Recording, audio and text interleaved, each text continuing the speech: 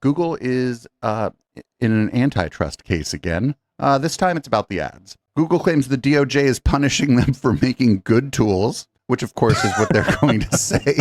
The DOJ, we're going to call them Captain Obvious. I mean, this is vertical integration, but it's also like a spherical integration. A couple weeks ago, the Telegram CEO was arrested in France. Telegram has updated its moderation, or is claiming to update its moderation in response to this guy getting arrested in France. If they mean what they're saying about moderation, then they have a lot of work to do. What Telegram actually is, it's a giant, everybody's on there in these giant group chats about, hey everybody, how the tech are you? I am producer Dave, as the name might imply. I'm the co-producer of this show, and the producer of all of the other shows here on Echoplex Media, which you either should or should not check out. I have two stories this week. One is Google is in an antitrust case again. This time it's about the ads. So the Department of Justice is alleging that Google acts as a monopoly for web ads, which is okay. Well, good for you. You figured that out. Google owns the supply side, the demand side, and the ad exchange, which going back to the first point here. And Google ends up taking approximately 30% of the money in this scheme. Google claims the DOJ is punishing them for making good tools, which of course is what they're going to say. And this was initially going to be a jury trial, but now it's a bench trial. A bench trial is either a judge or a panel of judges. This is probably good because if it in a jury trial, you might end up spending most of the time at the trial explaining how the ad tech works, and then the jury's eyes are going to gloss over and they're just going to go to sleep. Witnesses for this are going to include former Googlers and other people who work in ad tech. And this is fresh off of the DOJ winning an antitrust case against Google, with the judge declaring Google a monopoly in search. The DOJ, we're going to call them Captain Obvious. Yep. Yeah. Yeah, it's not surprising to me that Google has like multiple monopolies. Literally, we are putting this show on a Google property. It's like also YouTube is owned by Google, Android is owned by Google, Google Search obviously is owned by Google, Google Docs, Gmail. But don't worry about ads. We don't make any ads. Don't worry about ads. We don't make any money on ads from this show, so we're not going to get called as witnesses by the DOJ. But yeah, like if you want to advertise online, you have to deal with Google. Pretty much. So I use AdSense. Yeah, I have to. Point of clarification. Monopoly on the supply side is called a monopoly. Monopoly on the demand side is, I believe, called a monopsony. And it's a big problem with certain companies. Like Amazon is a big, like if you want to sell anything online, Amazon basically has a monopsony for selling stuff. And what it ends up doing is they're able to push down what you can ask for, your income instead of what you're paying for it. Something. Anyways, there was a time when they didn't, but then eBay, I don't know if anybody knows, eBay started having some problems when they started hiring private investigators to send nasty things to the homes of bloggers who were talking about e-commerce. Wow. I don't know if you know about this story. eBay lost a lot of its not just its like trust, but like people no longer wanted to use the service after they found out what they were doing to this poor couple that still does run this site called E-commerce Bytes. So the problem here is if Google just owned the demand side and then there was a marketplace and a supply side that were owned by other people, nobody'd be coming after them. This is vertical integration, but it's also like a spherical integration. Like something like 99% of like ads served on the mobile web are provided by, sold by, and then purchased in the marketplace of Google. Apparently that sphere you're talking about was the Earth. Right. Because it's the entire world. Yep. So I don't know, by Google. I feel like this one's stronger than this case for search. And they lost the one for search, because if I want to put ads on my website, I looked it up. I don't know who the heck else I would use to put ads on my website. Yeah. Because then I think if you use some other thing, like the Chrome browser might just block the ads. Yeah. Really? Yep. I'm sorry, the malicious content. Oh, yes, of course. So Yeah, built-in ad blocker, except for Google Ads. right, and so I don't know what's going to happen here. They bought and I forget the name of the company. They bought AdSense a while ago. Right, That was like a huge thing it was because 2009 AdSense was they like, bought AdSense, I believe. yeah, that was their biggest competitor at the time, and then from then on, it's basically been a monopoly.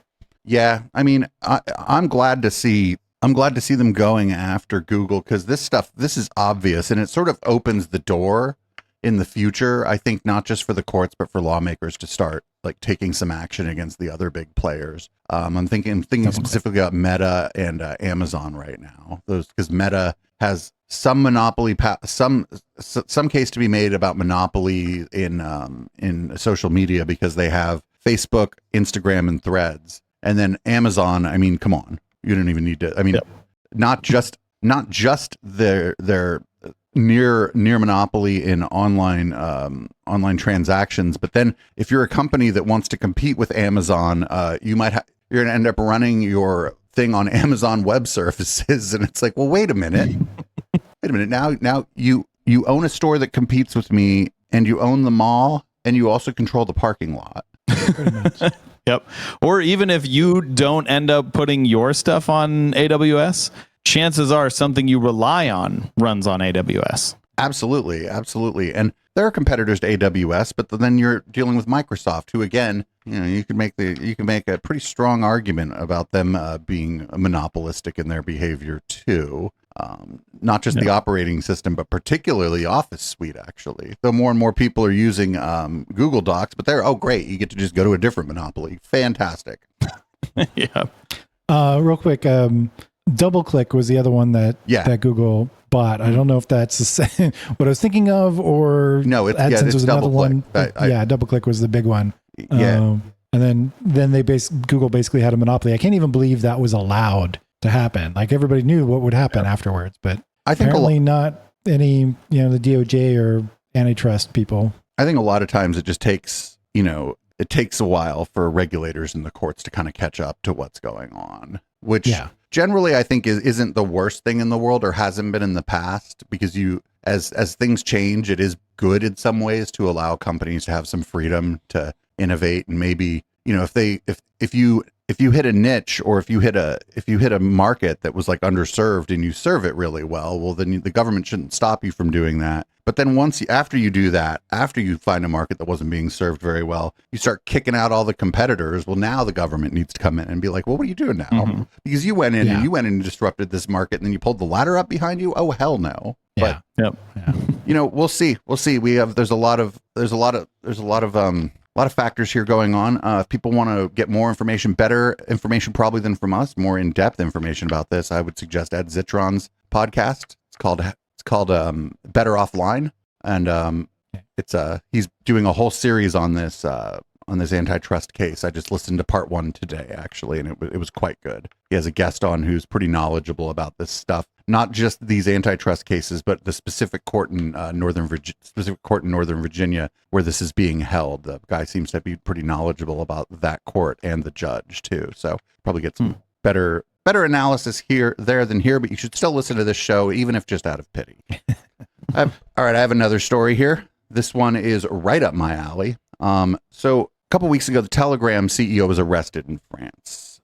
We weren't live for that. We weren't doing this show for that, so we didn't end up covering that. But Telegram has updated its moderation, or is claiming to update its moderation in response to this guy getting arrested in France. At the end of August, Pavel Durov was arrested by French authorities. The arrest was due to Telegram allegedly allowing illegal activity on the platform, including but not limited to CSAM, that's child sexual abuse material. In a post to Telegram, claiming to be primarily about the platform reaching 10 million paid subscribers, Durov said the following. Telegram removed the people nearby feature, which the CEO claims was used by less than 0.1% of users. It will be replaced by businesses nearby. The CEO also said, while 99.999% of Telegram users have nothing to do with crime, the 0.001% involved in illicit activities create a bad image for the entire platform, putting the interests of our almost billion users at risk.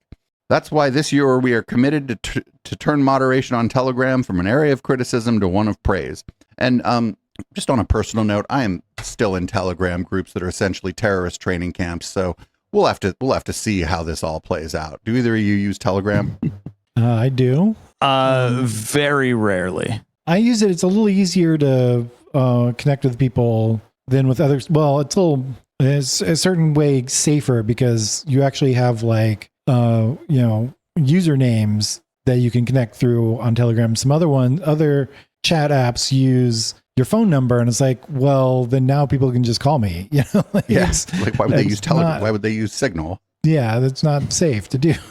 But then I found out that all this stuff that's been happening for the past few weeks. I was going to cover this the first part of this story a couple weeks ago, and we didn't do it, but found out that basically like Telegram, like it's basically not secure. The groups were not actually being encrypted, and even like one-on-one chats are not being encrypted unless you jump through some specific hoops, and it looked really difficult to do, and it doesn't really tell you if your chats are being encrypted at all. So I don't know. So what Telegram actually is, they're trying to claim it's like an encrypted messenger or whatever. What Telegram actually is, it's a giant, everybody's on there in these giant group chats about QAnon. Yeah, true.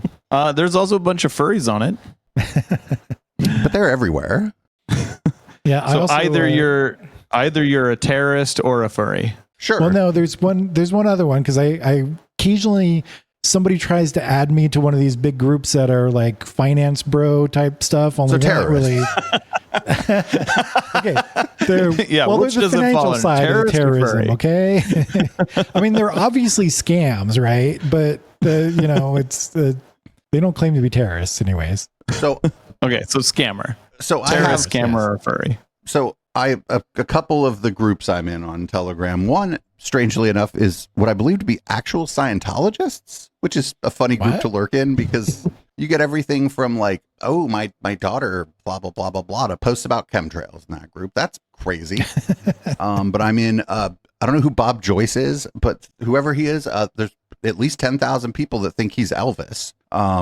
That's kind of harmless. But if you remember that cult that happened in Dallas, that -48, where all those people were waiting for JFK Jr. to come back, that was all organized on Telegram. That's where that guy's thing was. He got kicked off of every other platform. I'm in groups. I'm in groups on there that tell you the benefits of drinking bleach, and of course, because I do conspiracy bingo, the benefits of urine therapy.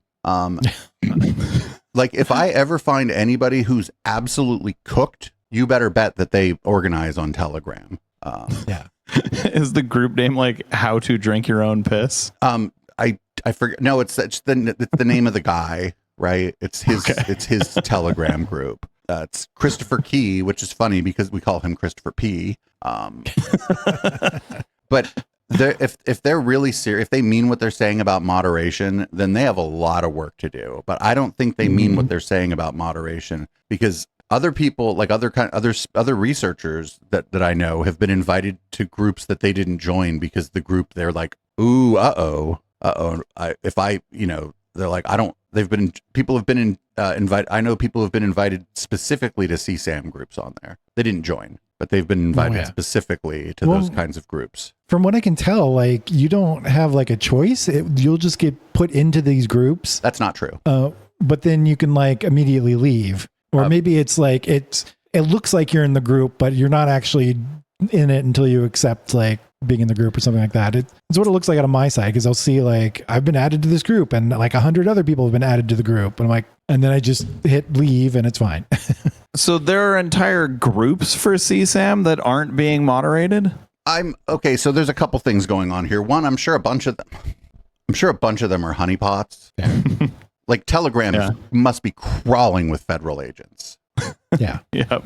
But I don't know. I've never been invited to such a group, and I think I have my Telegram locked down. Like you can't add me to nothing. You can't message me. Like I just followed some instructions, honestly, from another researcher when I joined, and so I don't get added to anything. People try to message me, and I don't want because of the way I use it, I don't say nothing on there, right? I'm just reading. And so if people message me, I say no. I've been kicked out of some groups on there because because I rejected the message request. But I'm just telling you, if this guy, I think this guy's full of crap. I don't think they're going to be able, if they clean up the service, I think they'll lose all their users. Like, do you remember when Napster tried to get rid of all the pirated music and they lost all their users? Yep. But in this case, they're trying to get rid of groups that I don't know they might be planning to bomb a building or something. It's like the blog site that got rid of all the porn on it and immediately collapsed it. Tumblr. Yeah. Tumblr, right? That's right. I mean, I haven't heard from them in forever. I have definitely. I do not like the police and law enforcement. I felt compelled to forward things I've seen on Telegram to the authorities. Oh wow. Okay. Particularly leading up to a particular event that happened in a particular year in January. But I also forwarded things to the authorities from Facebook groups I was in too. So I think this Pavel Durov is lying. I think he's full of shit. I think he knows exactly what's going on in his service and exactly why people use it. Obviously not everyone uses it for these kinds of things, but anytime I find people who I think are terrifying and their community is terrifying, and I find out they got kicked off of anywhere, they go to Telegram. It's not great, and I don't think it's even, the service doesn't make sense. It's like a fire hose of stuff. You can't find anything in there if you were looking for it. The messenger part of it, everybody says that sucks. That it's not very good. I think people just use it because the closest thing to it is actually Discord. Except that Discord will kick you off if you, I don't know, plan a terrorism on there. But Telegram will not. I will say I've never had a good experience on Telegram. Yeah, if somebody says message me on Telegram, I just say no. Yeah. I just pretend I don't have one because I don't want people to think I'm a terrorist. I wouldn't mind if they thought I was a furry. What if they thought you were a scammer? I mean, I do beg for money on Twitch. Okay. Well, that's a streamer. Scammer and streamer are the same thing. I don't know, man. I don't know. I've been watching too many of these YouTube videos late at night about people who grifted and scammed their audience out of millions of dollars. True. So I'm like, I don't know. Maybe I should do something. Maybe I should do something more reputable, like robbing banks. So you too watch CoffeeZilla? Not a lot, but some. Yeah, well, yeah, he covers all of those scams. I don't want to get too into it, but he wasn't super quick to criticize Mr. Beast. That's all I'm going to say. Oh, fair enough. But whatever, he seems all right. All right, everybody, thanks for checking out How the Tech Are You. You can find this on every podcatcher and on YouTube. If you'd like to support this project, just go to echoplexmedia.com, click the support link at the top of the website. I don't know, click around there too. I write one blog post a year. You should read my most recent one. You can check out our other shows, my other shows, twitch.tv/echoplexmedia, and have a great tech and week.